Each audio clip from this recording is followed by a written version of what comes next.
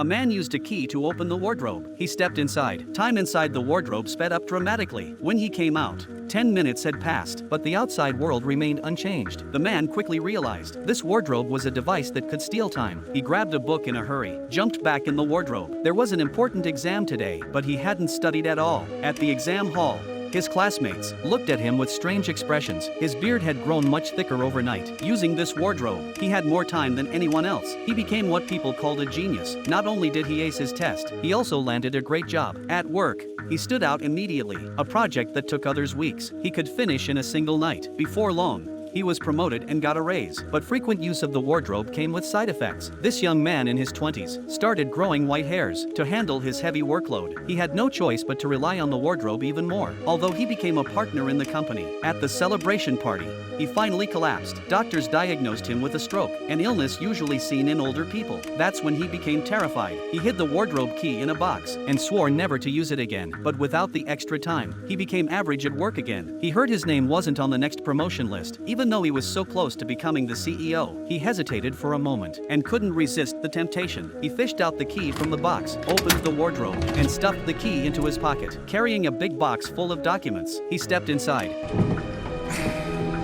The wardrobe door clicked shut behind him. Time inside started speeding up like crazy. After finishing all his work, he went to open the door to leave, but realized the key in his pocket was gone. It turned out there was a hole in his pocket. Without the key, he couldn't get out. Through the keyhole, he saw the key lying outside. Right then, his son came looking for him in the storage room. He shouted his son's name as loud as he could, but his son couldn't hear him. By now, his hair was completely white, and his hands were etched with the marks of time. He aged rapidly in the wardrobe. Finally, his son noticed the key on the ground. The boy picked it up and slid it into the lock. The moment he swung the wardrobe door open, all he found was a pile of ashes.